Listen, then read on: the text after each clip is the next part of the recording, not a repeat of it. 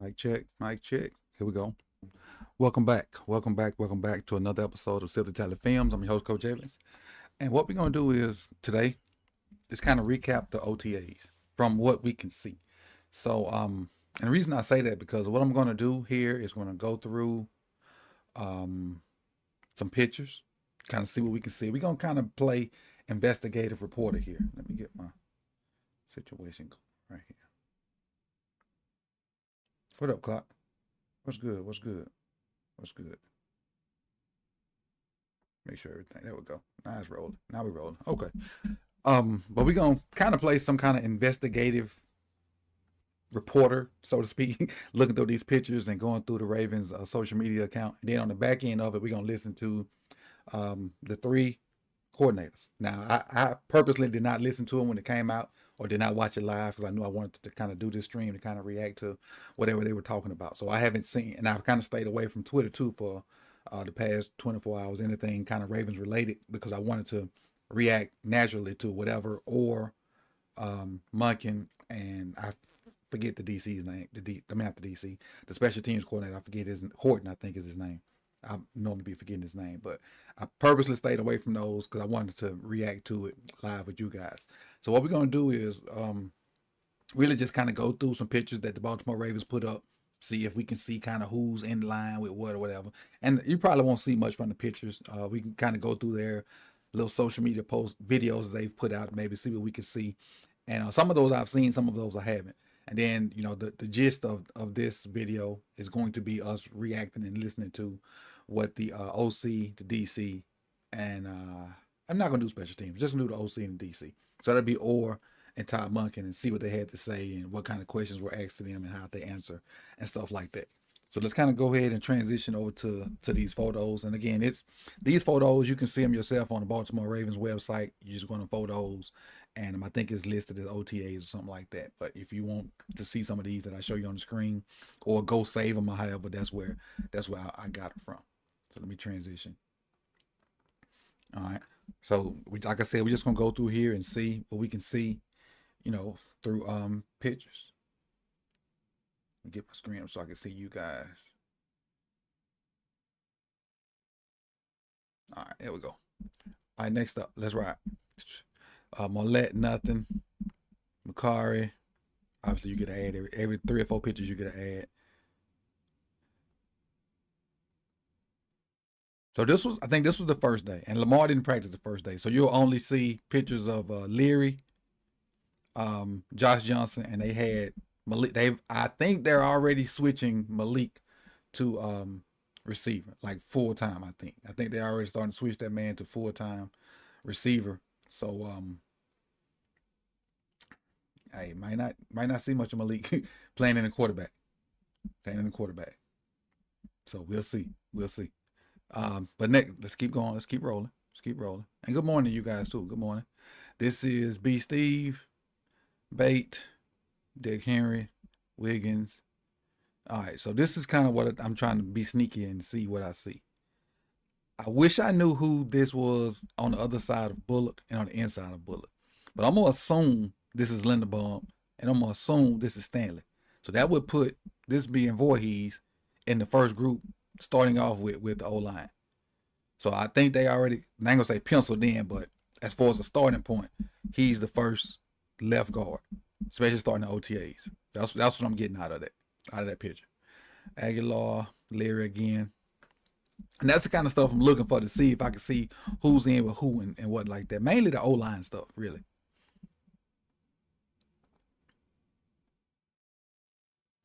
Who is this? Oh, this is Ali. Ali's 26. Okay. I was wondering who that was. So this is the first, like I said, I think this is the first day of practice. Because they practiced Tuesday, Thursday, and Friday. I don't think they went Wednesday. And Lamar only practiced that Thursday. So the only day Lamar was out there was Thursday. But I really want to see if they do have Big Ben, Cleveland, at the other guard position. Oh, another thing I did notice. So, because I saw somebody, this is a picture I wanted to talk about. We talked about, if I'm not mistaken, Trent Simpson went to 23, right? There's 3 linebackers out there. Because this is Malik Harrison. Then you got, obviously, you got Roquan in the middle. And if Trenton changed his number, that's 23 right there. So maybe Malik started off on the edge because Malik played some edge last year and then walked back. But that's three guys that, and maybe they run the drill. It might just be an individual drill. So I may be reading too much into this picture. They may just be individual drills, and that's why all 3 of them out there. I saw Malik out there at first, and at first I didn't realize that this was Simpson because I forgot he changed his number. And so I was thinking it was just Malik and Roquan, but I forgot Simpson changed his number. Got Bate, TJ Tampa. Who is this? That's McCarry. Yeah, that's McCarry. But I can't tell what other linemen are in there, so I don't know if that's group 1 or group 2. Oh, yeah, because Kyle and Simpson. Okay, yeah. So Simpson is running with the ones, because if Kyle out there, them the ones. If Kyle out there, them the ones. Yeah, Derrick Henry look like he 2 times the size of everybody else out there.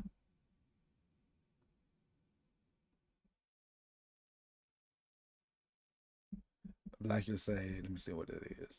I saw a video had Jones at left guard, Ben Cleveland at right, and Falele at right tackle. Oh, that sounds like, hopefully that's a 2 group. And if that's a 2 group and Cleveland in, yeah. What platform did you see that on, Blackula?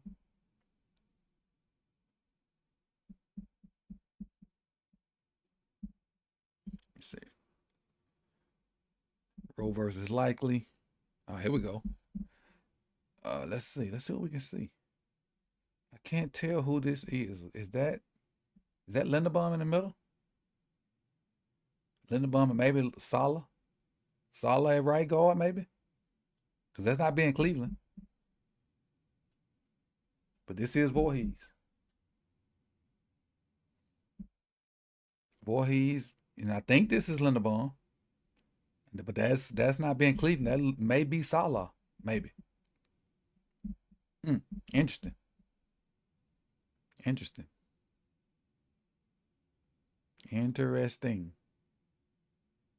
Now this is what's gonna be scary for these two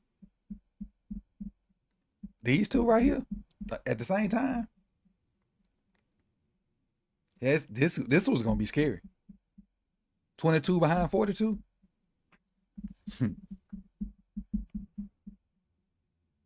That's gonna be scary. The Vault posted showed it from report of LTAs. Oh, I haven't seen that.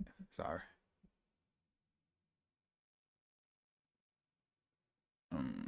Rosengarten. I keep putting an on that man's name. And I can't tell what other linemen are out there, so I don't know if he out there by himself. Wiggins defending. Who is that? That Tez. Yeah, Wiggins and Tez, I think. Speed on speed.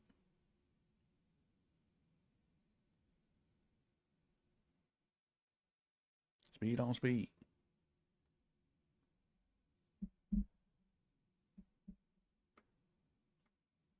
What is this? Wiggins again.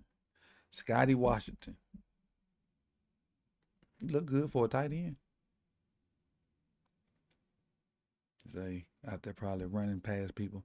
I want to see some one-on-ones with Wiggins and Zay. That's what I want to see. I know we probably won't get that to training camp, but that's what I want to see. Okay, I see Falele out there with Linderbaum. Okay, I see Falele at right tackle. Obviously, we can't tell who this is at guard, but I think that's being Cleveland this time. I think, because just looking at the skin tone and how big he is, I think that's being Cleveland. So Falele being Cleveland, Linderbaum, Voorhees. So they might be just mixing and matching right now, trying to figure it out. Now, I'm sure that, yeah, because Leary's in these backups, so Pearl and maybe Tyshawn Manning and some of them cats are in with this group right here, but this obviously backups.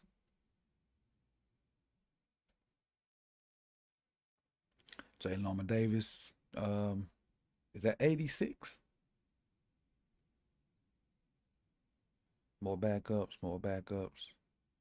OA trying to get blocked by look like backups because I don't know these faces. And I can't really tell the number either. Appreciate it, Blackula. All right, here we go. So you got Linderbaum, Cleveland, Voorhees, and that looks like Falele beside Cleveland. That's a lot of mass. It's a lot of mass right there. It's a lot of mass. Oh, damn, TJ Tampa. You letting the point guard get on your head like that? Oh, man. Gotta have some get back. All right, that pretty much wrapped this one up. See, I think they have another one for part 2. Let's see, this day 1. Let's say this is all on their website, so y'all can see it if you want to. This now I don't see how you can say 10 players who stood out because, well, you'd have to be there to say that, so I can't say that. I can't say that. That might have been a little bit of me hating right there. All right, and so this today Lamar was there, so ain't no picture from yesterday. Damn, we went backwards. Oh, I guess I got to go backwards then. Why didn't it start at the front? Bummer. We'll go backwards and see what we can see. Linderbaum with, I think this Jones. This is Jones beside him at left guard. I mean, left guard. So yeah, they probably just mixing and matching right now. So I'm thinking we got about 8 guys in contention. That's what I'm thinking. Because I hadn't saw, and maybe y'all saw it while I wasn't, like I missed it. Rosengarten in on any of these pictures. I see Linderbaum's out. That's him sitting down. I can't tell who these guys are. I don't know who these guys are. The old linemen I'm talking about. They again. Come on. Playing touch on the let's see. So that's Malik. Who is this? I'm trying to see who that second linebacker too. That's what I'm trying to see. Trying to see who in that second linebacker. Okay. All right, we got Jones right there. Man, Falele is huge. He is huge. Man, I hope he can get his feet right. I hope he can get his feet together. Falele right there, being Cleveland right there. Hope he can get his feet together and not be center block feet no more. Jeez, that man big. Sean Ryan. I forgot about Sean Ryan. Tylen Wallace, Mr. Punt Returner for a touchdown. Chris just joking, son. Justice. I like the low back on. I see low back, Josh Jones. I don't really care who wins them spots, as long as they earn them, as long as they ain't giving to them. I just want to see a good competition. Me too, Blackula. I just want to see good competition, man. Just don't hand nobody nothing. If they get the spot and they earn it, so be it. That's all. I just want to see good competition for all 3 spots. Because obviously Ronnie got his spot and Linderbaum got his spot. But I want to see competition for all 3 spots. More Voorhees. They sure been highlighting Voorhees a lot. That not the hype train, but the agenda is being pushed. And he may be the one to win it, man. He may be the one to win it. We'll see. I just want him to earn it. Find the best 11 out there. That's it. And I'm sure that's what they'll do. Chris Board.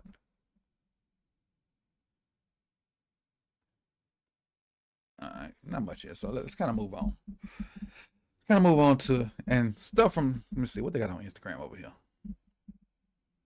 That trip out there as well. Maybe he'll be the MVP of the.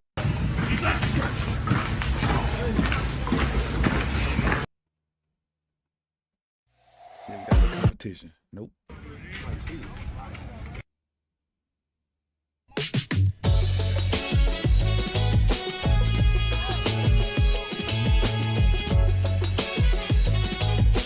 Y'all remember when they used to say Lamar couldn't throw spirals?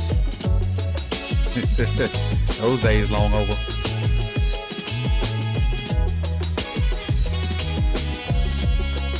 Feel great to be back out here with my guys, man. Grinding, getting better. I feel great.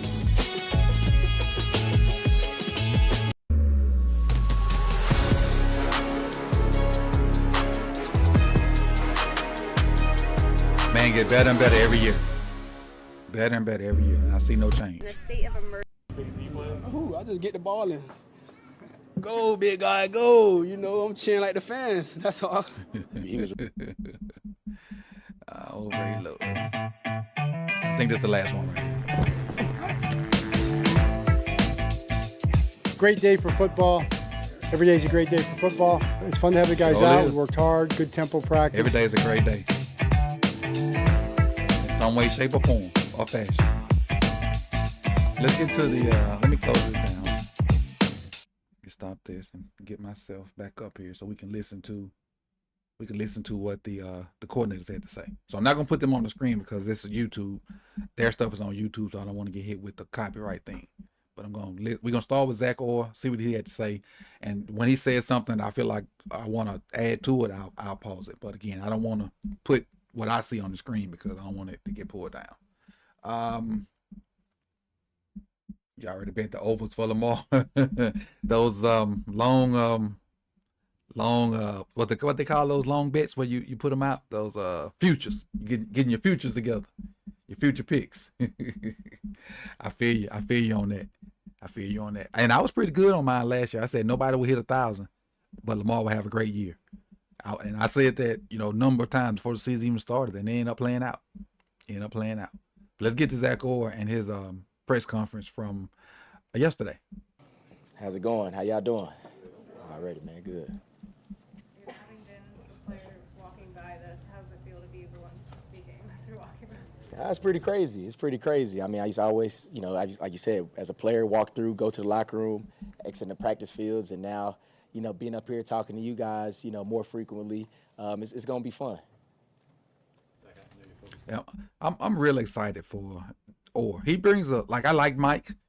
Mike brought a different mentality to it, but I think Orr brings that same mentality, but a lot more energy and enthusiasm to it. Exciting to see the homecoming game for Dallas show up as early in the schedule as it did.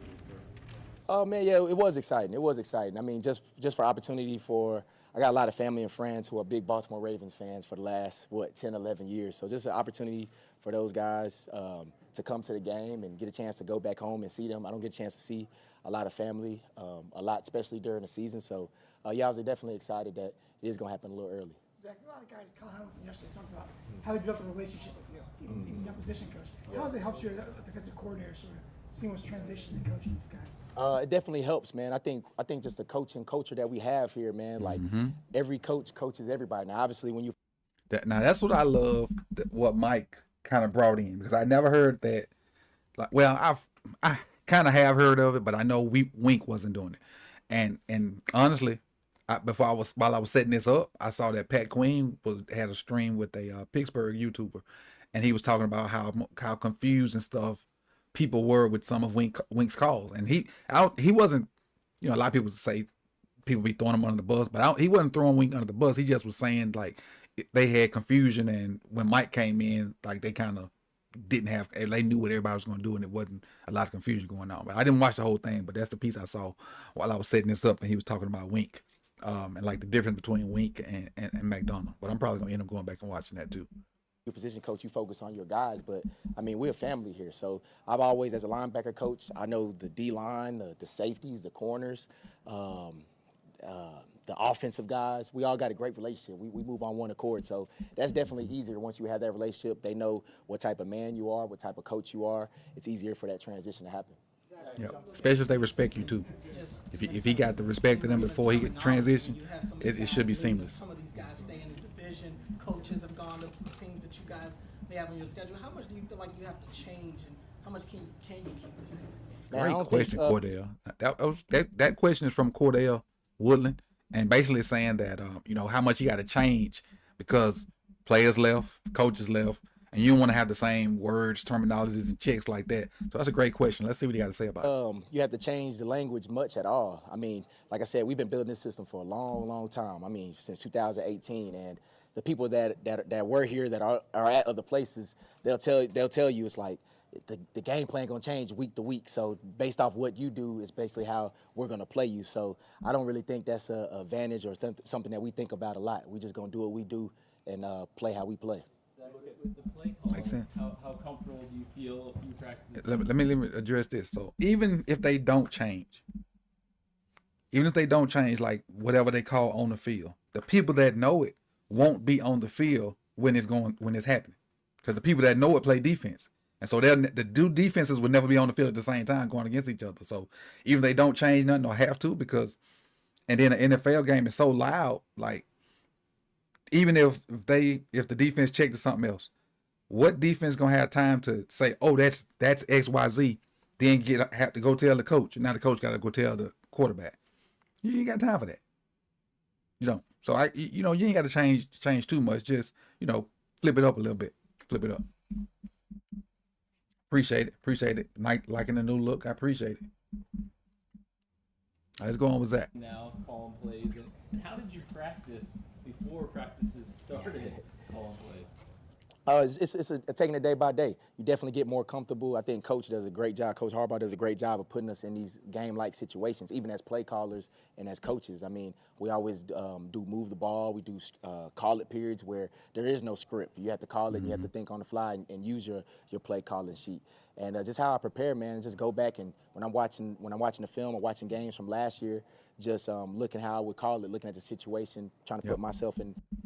He said a key word, and like in my little tenure of coaching football and a couple years I did baseball, situations always been to me the best practice. It's like you blow a period up and you go like, hey, we finna work on 3rd and 3, and especially like if the coach didn't tell you, it just be on the script of situations. So you got to be ready for whatever, and that helps you. That helps you as a play caller on both sides of the ball. And it helps the team get ready for situations that ain't just structurally set up. Because you don't want 1st and 10, you're going to do X, Y, Z. Because you may not get the same look. You may not get the same look as you got in practice. So you got to be able to respond to different stimuli. And I think situations is the best kind of practice, whether it be in baseball or in football. In those shoes. And then just before practice, just reviewing my play call sheet and just trying to play out scenarios in my head that could possibly come up. Zach, do you remember as a player if you ever got a play call from your coordinator and you're like, man, I wish I could call a play right now? Definitely. I mean, when you're a player, you think that a lot of times you think you got all the answers. You're like, man, we could do this, we could do that.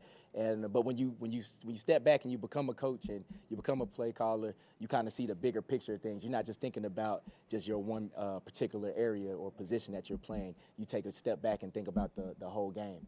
Yeah.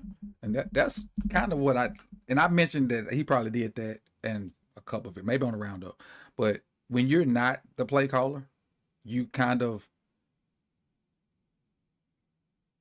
put it in your head, like especially when, like after the game, you'll go back and be like, maybe we should have called XYZ here, or maybe this right here worked. So you always in your mind, if you're like not the play caller, you kind of play it in your head like maybe we should have did this, or I would have called this, or I saw that, so we probably need to do XYZ.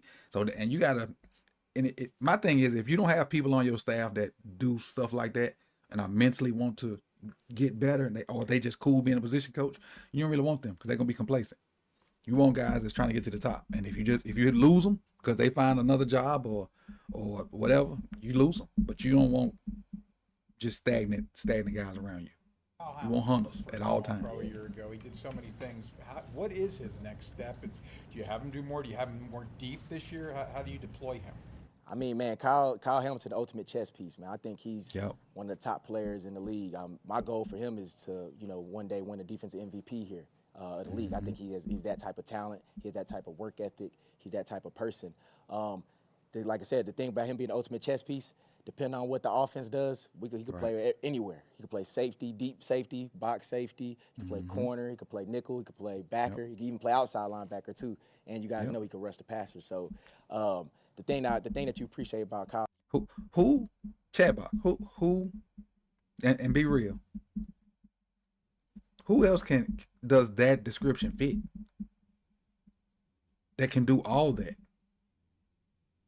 Is there anybody? And I have a person in my mind. that would fit. But in you guys' mind, who all those traits that he just mentioned, who does that fit? Like, not just with the Ravens, like anybody you can think of in history. Anybody. Hamilton is to me, I think of Ed, maybe Troy P. But ain't very many that can do all that and they might not can do all of what he just said, because about the playing linebacker part. I think Troy P could have played some linebacker, but I don't think Ed could have played some linebacker. But that's a lot on the individual, man. He's great player, so he can handle all the different volume that you get him, and I think he's eager going into his third year to do more. So we'll see. Zach, with that in mind, identifying a number 3 or a third safety to go with with Kyle and with Marcus Williams, that you can deploy Kyle in different ways. Is that a priority for you right now in terms of your internal options, seeing who can maybe emerge to replace that Geno Stone role at the very least? Yeah, for sure. I mean, obviously, with Kyle being the ultimate chess piece, like I think we need a third safety. Is important. I feel like we got some great in-house candidates that of those safeties that are still available, because there's some good ones out there. Which guy would you guys like to pick up, as a third safety? Put that in the chat box. Well, because all those guys, you got old boy from Denver, Simmons. You got one of the safeties from Seattle. I can't think of his name. Then you got Marcus May out there. It's about 4 or 5 good safeties out there. Any of those guys, who you think we should pick up to be the third safety, or just run with the guys we got? That are working their butts off since day one, man. So we're excited. They had a good first 3 days of practice, and so we're excited to see where it goes. But yeah, that position is important. Zach, first 4 weeks of schedule, we got Mahomes, Prescott, Allen. How does that feel as first year coordinator? Are you sort of, does it just kind of like make you alert? How do you feel going into that part of the schedule? Man, it was funny because Coach was talking about this the other day, and he said everybody in this league is good, and if you're not prepared and you're not doing things the right way, you'll lose and get your butt kicked by anybody in this league. So yeah, you respect the guys. We respect the team, the quarterbacks, the coordinators that we're going to face as a defense. But we honestly believe if we prepare the right way, we play how we're supposed to play, it's not going to really matter, who we're playing or when we're playing them. True, and that's 100% W statement. You just line them up and play, just like Ro always say. Line them up, drop the ball, and let's get after it. Now, I think that gauntlet of quarterbacks at the beginning of the season, it's gonna help him grow, because we still got to keep in mind he's a rookie. He's a rookie play caller, and remember the trials and tribulations we had when he was a rookie. Everybody remember that Miami game. Everybody remember that Miami game. So as fast as he can figure out his best way to employ the defense, the better the defense will get. And then this gauntlet of quarterbacks at the beginning of the season, I think it's going to only help the defense for the back end of the season. For the back end. Let's and it's 5 more minutes on this, but I don't want to keep you too long. Let's go on. Let's go to Monkey. Let's see if I can find Monkeys real quick. There it is. And we'll do 5 minutes of Monkeys also. I was, yeah. No, I went last year. Yeah. I bet on a lot of times and donated, but I haven't been there. I'm certainly willing to donate. That's this year luckily didn't donate, so it felt a lot better. I don't know what it is about winning. Something about winning makes everything feel better. What we got? Just year 2, can you talk a little bit about what are some of the scheme changes that you want to make and how you want this offense to evolve? Well, I think we want to streamline it. We want to make it better for all of our players, Lamar especially. He asked him about scheme changes and what he needs to do to make it what's going to be different. And streamline it in a way that we become a more consistent offense. And everybody's striving for that. And I thought there was a lot of really good things we did last year. But we can certainly strive to be more consistent, certainly start faster. We've got to work to start faster. I think that's inevitable. But year 2, we should be able to do that. It's the first time we've had a chance to talk to you. So speaking of starting faster, you guys remember back to 2019 when the Ravens, when Lamar won that first MVP. You remember our starts were dramatic. We'd score almost every opening possession, and double that back with maybe another touchdown, and then have them guys in pass mode in the first half, and then our defense just got after it. So starting fast would definitely help our defense out, definitely, because then that in turn puts pressure on the other team. Now, obviously, we saw starting fast on the opposite side of that the last game. Kansas City started fast, and it totally disrupted the game plan. Totally disrupted the game plan because Kansas City jumped out on our heads real quick, and the offensive game plan basically went out the window with the exhaust. Since the AFC Championship game, when you look back at that game, do you have any regrets about the way you guys went offensively? You know, obviously. I mean, I try not to look back. I appreciate that. But it is what it is. We didn't play well enough, didn't coach well enough, didn't execute at a high level, and that starts with me. I mean, that's the way it goes. I mean, certainly we could have run the ball better, could have executed better, not turned the ball over, and but that's what you do. The only way. He said run the ball better. I think I speak for the entire Ravens flock. Just not more. The word should have been more, I think. But, you know, not look going back is to learn and get better. What didn't we do well? What was the plan we initially went in with? Was it execution, or did we not stick with the plan? That's part of it. Just like it would have been, just like it was the week before, just like it was the week before that. Just happened to be them. And it's disappointed, but it's on to 2024. Sorry to linger on this a moment, but I think John said at the time that, you know, a lot of folks looked at the rush attempts in the second half. I think there were 6, and John said somewhat dictated by the terms of the game. Is that kind of what you see looking back on it? Somewhat. I mean, if you said, well, the rushing attempts were by the backs. It wasn't just complete. I mean, Zay Flowers had a couple and Lamar did. So I'm not trying to justify that. I promise you that. I'm not. Right. I'm just saying in general, we needed to run the ball better. And I like that. That, to me, that's a little bit of accountability, saying I ain't trying to justify, you know, us not running it because we had few more than 6. Basically trying to be smart on it. But I do appreciate that, you know, that part of it. And we didn't. I mean, that's a fact. I mean, we didn't. You can't control the game if you can't run the football, and then not execute at a high exactly. level when it presents itself. And there were moments in the game we did, but not enough. And you know, in second half needed to run the ball better, but you know, we did give ourselves an opportunity in the second half. That's looking at it. That I don't regret because we did give ourselves. Bare arms, I think that's a good comment. They say they ran fine. Should have told Lamar to take off when it's there. Yeah, I agree with that too.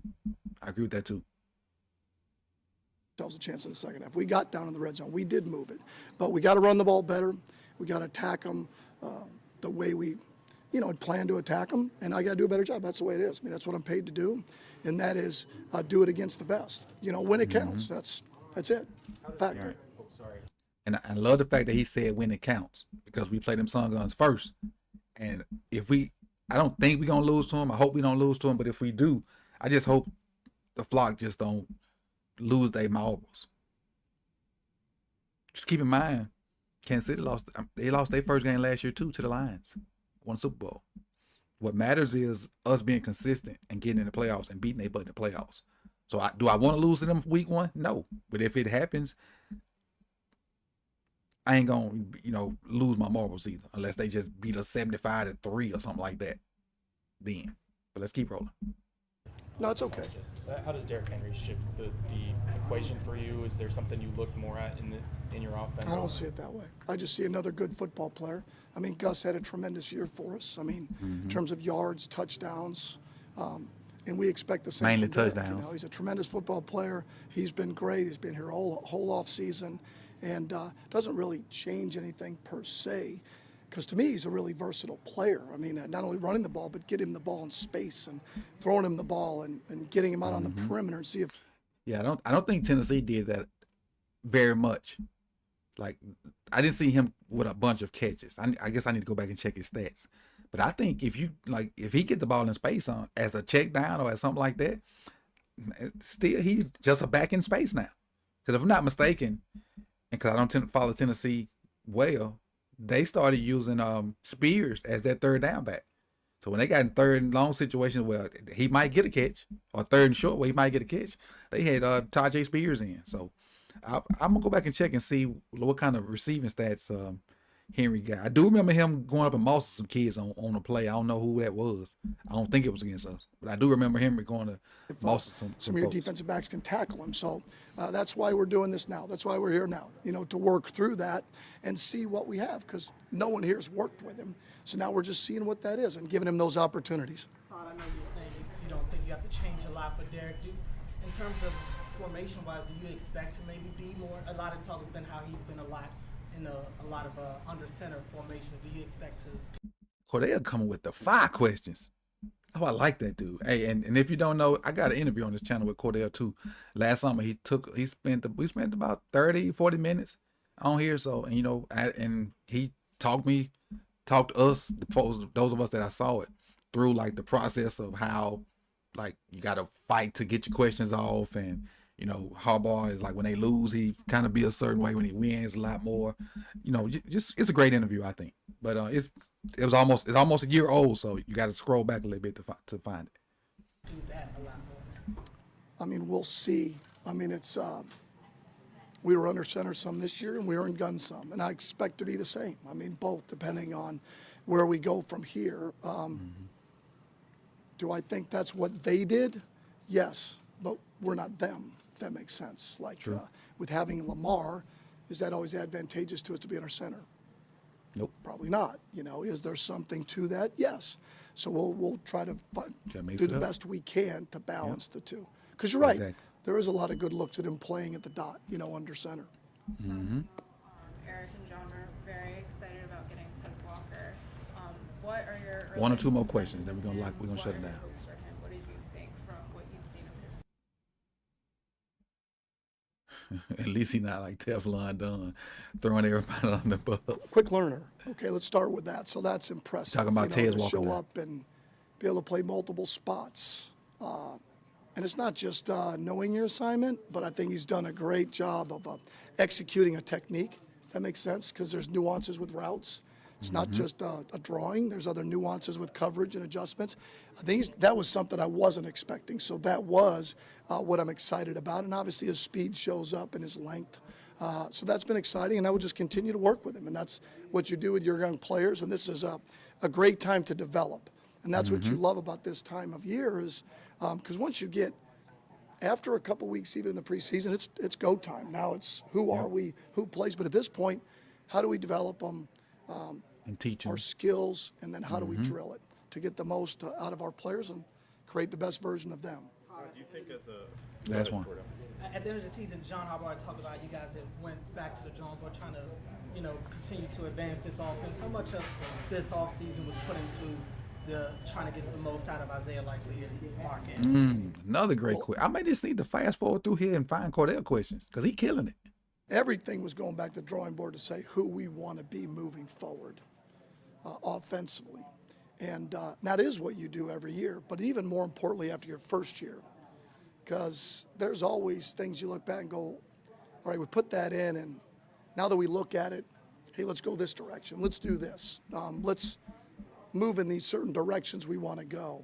But certainly, with the way Isaiah Likely came on and having Mark, Pat Ricard, the wideouts we do have tremendous skills. So it's how do we utilize each player and their elite skill set? What is that? How can we utilize that? So that has been a big part of the offseason with those guys. And how do we get them when and how on the field that allows us to be very consistent on offense and score touchdowns? I mean, that's it, really. How do you feel like you guys as a And Cordell, man, great questions, Cordell. He basically the voice of the people, as far as I'm concerned, with that questioning to Todd, and I'm cool with it. And it's another 5 minutes of this video. Like I said, I don't want to keep you. I had a 40-minute in my brain, and it's over 40 minutes now. So this is basically my recap of OTAs, and I look forward to the next week. I'm not sure when exactly it is. If you know the next date for the next set of OTAs, drop that in the chat box, man. And if you're watching on replay, put it in the comment section. I think it's in a couple of weeks, but I don't know the exact days. But I appreciate you guys for coming out, man. Let's see. Let me shout out some people and we get up out of here. See who all in the chat box. Let's see. Scroll down. Bear Arms, I appreciate it for coming through. Blackula, appreciate it. Jane Doe, appreciate it. Yeah, Jane Doe, get the likes up. Like they said, get the likes up. Get the likes up. Hit the like button for your boy. Appreciate you. See who else? Killer Cam, Raven C, appreciate you. P Brown, Antonio, Streamlabs for doing your job. I appreciate you too. Ed, Reggie White, Zeke, appreciate it. Yolanda B. Let's see. Jalen Ramsey, Nick Brickus. Appreciate you guys, man. And enjoy the rest of y'all Saturday, man. I'm finna chill. Peace, man.